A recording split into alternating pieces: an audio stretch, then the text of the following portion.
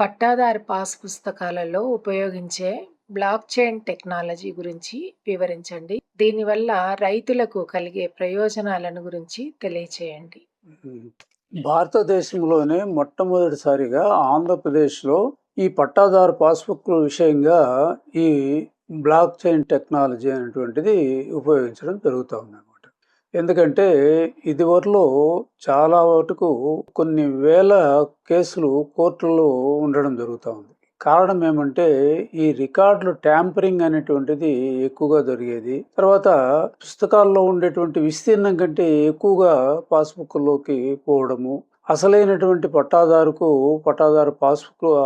పట్టాదారుకు ఏవుకు ముందే అతనిలో ఆ సర్వే నెంబర్లో ఉండేటువంటి విస్తీర్ణము ఎక్సెస్గా చూపించడము, మళ్ళీ ఆ వ్యక్తి నిజమైనటువంటి అర్హత కలిగినటువంటి పట్టాదారు ఆర్డీఓ దగ్గర అప్పీల్ వేసుకోవడము, ఇలాంటి బాధలన్నీ పడేదాని వల్ల ఆంధ్రప్రదేశ్ గవర్నమెంట్కు వచ్చినటువంటి ఒక ఆలోచనే ఈ బ్లాక్ చైన్ టెక్నాలజీ. ఈ block chain technology digital technology. అందులో ఉల్పిన్ నెంబర్ అనేటువంటిది ఇవ్వడం. ఇదివరలో మీకు ఒక వీడియో కూడా ఉల్పిన్ గురించి చెప్పడం జరిగింది. ఉల్పిన్ అంటే unique land parcel identification number అని అర్థం అన్నమాట. ఇది 14 అంకెలతో కూడినటువంటిది నెంబర్. ఇందులో వచ్చేసి మీకు ఇదివరలో చెప్పినట్టు రాష్ట్రానికి 2 అంకెలు ఉంటాయి, తర్వాత జిల్లాకు వచ్చేసి 3 ఉంటాయి, మండలానికి వచ్చేసి ఒక 3 ఉంటాయి, తర్వాత గ్రామానికి వచ్చేసి 4 అంకెలు ఉంటాయి, సర్వే నెంబర్ గురించి ఒక 2 అంకెలు ఉంటాయి. కానీ ఈ సర్వే నెంబర్ అంకెల రూపంలో ఉండవు. ఇది ఆల్ఫా న్యూమరిక్ నెంబర్ అన్నాను. అంటే ఆల్ఫాబెట్స్తోనూ తర్వాత నెంబర్స్తోనూ కూడినటువంటి ఈ నెంబర్. ఇది ఒక డిజిటల్ లాకర్ లాగా పనిచేస్తుంది. ఎందుకంటే దీన్ని వేరే వాళ్ళు ఉపయోగించి దాన్ని ట్యాంపర్ చేయడానికి కానీ వాళ్ళ విస్తీర్ణాల్లో మార్పులు చేయడం కానీ ఇలాంటివి ఏవి జరగకుండా చేయబడేటువంటి డిజిటల్ లాకర్ అంటాం. ఒక వేలిముద్ర లాగా. ఆ వేలిముద్ర అంటే ఒకరికి ఉన్నటువంటి వేలిముద్ర ప్రపంచంలో ఇంకెవరికి టాలీ కాదనమాట. అదేవిధంగా ఇది కూడా మన భారతదేశంలో ఇది యూనిక్ పార్సల్ నెంబర్ అని అంటాం. ఇది ఒక్కరికి ఇచ్చిన నెంబరు ఇంకొకరితో పోల్చేదానికి వీలు లేదు. మనము ఢిల్లీలో కూర్చొని ఈ నెంబరు చూడొచ్చు. ఎక్కడ ఉంది, ఏ రాష్ట్రంలో ఉంది, ఏ జిల్లాలో ఉంది, ఏ మండలంలో ఉంది, ఏ గ్రామంలో ఉంది, ఆఖరికి ఆ భూమిని కూడా మనము GPS ద్వారా చేరుకునేటువంటి అవకాశం ఉంటుందన్నమాట. అటువంటి భద్రత కలిగినటువంటి డిజిటల్ లాకర్ నెంబరు. తర్వాత QR కోడ్ కూడా అందులో భౌతిక పుస్తకం మీద QR కోడ్ కూడా ముద్రించి ఇవ్వడం జరుగుతుంది. ఎందుకంటే రైతుల భూములకు ఎలాంటి ఇబ్బందులు కలగకుండా, కోర్టులకు పోకుండా కట్టుదిట్టమైనటువంటి భద్రత కల్పించాలనేటువంటి సదుద్దేశంతో చేయబడినటువంటి ఈ ప్రణాళిక అన్నమాట. ఇది 2026లో ఆంధ్రప్రదేశ్ ప్రభుత్వం మొట్టమొదటిసారిగా భారతదేశంలో ఏ రాష్ట్రం కూడా ఇది ప్రవేశపెట్టలేదన్నమాట. పట్టాదారు పాస్బుక్ విషయంగా దీని ప్రోగ్రాం ప్రకారము 2027 మార్చి ఆఖరికంతా ఇది కంప్లీట్ చేయాలనేటువంటి సదుద్దేశంతో తేబడినటువంటి ఈ పథకం అన్నమాట. కాబట్టి ఇది బ్లాక్ చైన్ టెక్నాలజీ అనేటువంటిది ఒక్కసారి నమోదు చేసినట్లయితే దాన్ని మార్చేదానికి ఎవరి వల్ల కాదు. ఈవెన్ రెవెన్యూ సిబ్బంది, తహసీల్దార్ కానీ, తర్వాత RI కానీ, DT కానీ, VRO కానీ ఎవరు కూడా దీన్ని మార్చేదానికి వీలు లేదనమాట. ఈ టెక్నాలజీ ప్రకారం అది ఎలా పనిచేస్తుంది అనేటువంటి వివరాలకి మనం పోయినట్లయితే, బ్లాక్ చైన్ టెక్నాలజీ వచ్చేసి మొట్టమొదటిసారిగా సతోషి నకమోటో అనేటువంటి వ్యక్తి కావచ్చు లేదా గ్రూప్ కావచ్చు, కానీ ఇది ఎవరు అనేటువంటిది ఇంతవరకు కనుక్కోలేదు. మొట్టమొదటిసారిగా ఈ టెక్నాలజీని ఉపయోగించడం జరిగింది. ఇది 2008లో ఉపయోగించి క్రిప్టో కరెన్సీని తయారు చేయబడింది.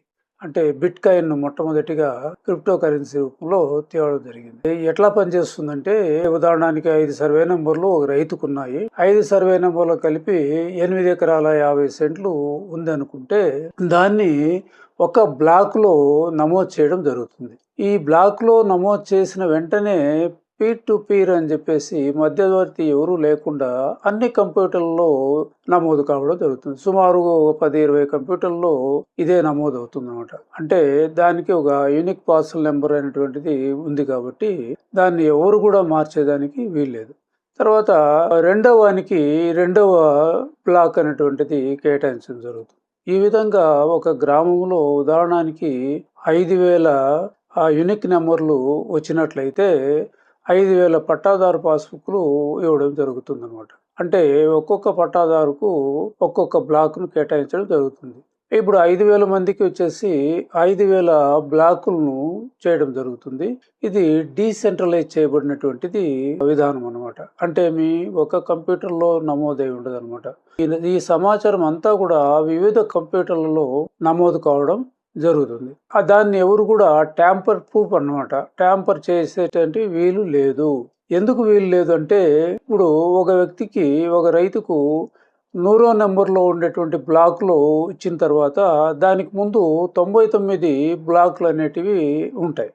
100వ బ్లాక్‌ను వాడు చొరబడాలా, దాన్ని నాశనం చేయాలా అని అనుకుంటే ఈ 99 బ్లాకులను ఛేదించుకుంటూ రావాల్సినటువంటి అవసరం ఉంది. అయితే ఒకవేళ ఛేదించేదానికి మొట్టమొదట ఉండేటువంటి ఆ బ్లాక్ మొదలు పెట్టిన వెంటనే సిగ్నల్ పోతుంది అనమాట. అలారం లాగా సిగ్నల్ వస్తుంది. వెంటనే అక్కడ ఉండేటువంటి సిబ్బంది మేల్కొని దాన్ని ఆపేదానికి వీలవుతుంది. కాబట్టి ఇది భద్రతతో కూడినటువంటి సమాచారం అనమాట. అయితే ఏదైనా మార్పులు చేర్పులు చేయాలి అనుకుంటే, ఇప్పుడు ఉదాహరణకి ఒక రైతు తన భూమిని అమ్మాలనుకోను, లేదు దాన్ని కొనుక్కోవాలనుకున్నప్పుడు, లేదా గిఫ్ట్ ఇవ్వాలనుకున్నప్పుడు, పార్టీషన్ డీడ్ రాయాలనుకున్నప్పుడు, భాగ పరిష్కార రీత్యా ఒకవేళ పార్టీషన్ చేసుకున్నప్పుడు కూడా అదే బ్లాక్ అట్లే ఉంటుంది. తర్వాత వీళ్ళందరికీ కొత్త బ్లాకుల్లో ఏర్పాటు చేయడం జరుగుతుంది. ఒకవేళ ఆ రైతుకు కొంత భూమి ఉందనుకో, ఒక 4 సర్వే నెంబర్లో ఉండేటువంటి భూమిని అతను పరాధీనం చేసి ఒక సర్వే నెంబర్లో పెట్టుకుంటాడు అనమాట. ఉదాహరణకి అతను 100వ బ్లాక్లో ఉంటే ఆ 100వ బ్లాక్లో ఉండేటువంటి ఒక్క సర్వే నెంబర్ మాత్రమే ఉంటుంది. మిగతా సర్వే నెంబర్లన్నీ కూడా ఆటోమిటేషన్, అంటే సబ్ రిజిస్టర్ ఆఫీస్లో రిజిస్టర్ జరిగిన వెంటనే ఆటోమిటేషన్ అనేటువంటిది జరుగుతుంది. దానికి సరైనటువంటి వ్యక్తి, అంటే ఆ ఉల్పిన్ నెంబర్కు సంబంధించిన వ్యక్తి వస్తేనే ఆ ట్రాన్సాక్షన్ అనేది జరుగుతుంది. ఇప్పుడు మనం 22Aలో ఉండేటువంటి భూమికి మనం రిజిస్టర్ చేసుకోవాలనుకుంటే ఎస్ఆర్ఓ ఆఫీసులో కంప్యూటర్లో ఆ నెంబరు ఎప్పుడైతే ఆ నెంబర్ కంప్యూటర్లో ఫీడ్ చేస్తాడో వెంటనే అదేం చూపిస్తుంది, 22Aలో ఉంది కాబట్టి దీన్ని మేము రిజిస్టర్ చేసేదానికి వీలు లేదు అని చెప్పడం జరుగుతుంది. అదేవిధంగా ఈయన వేరే వాళ్ళది నంబర్ ఎత్తపోయి చేస్తే అది ఓపెన్ కాదు. రెండోదే అతను యొక్క వేలిముద్ర లాగా పనిచేసేటువంటి లాకర్, అతను వస్తే గానీ ఆ లాక్ అనేటువంటిది ఓపెన్ కాదనమాట. కాబట్టి ఈ స్టాఫ్ కూడా ఎవరు దాన్ని ట్యాంపర్ చేసేదానికి వీలు లేనటువంటి ఒక యూనిక్ బ్లాక్ అన్నమాట. ఒక్కొక్క రైతుకు ఒక యూనిక్ బ్లాక్ అనేటువంటిది కేటాయించడం జరుగుతుంది.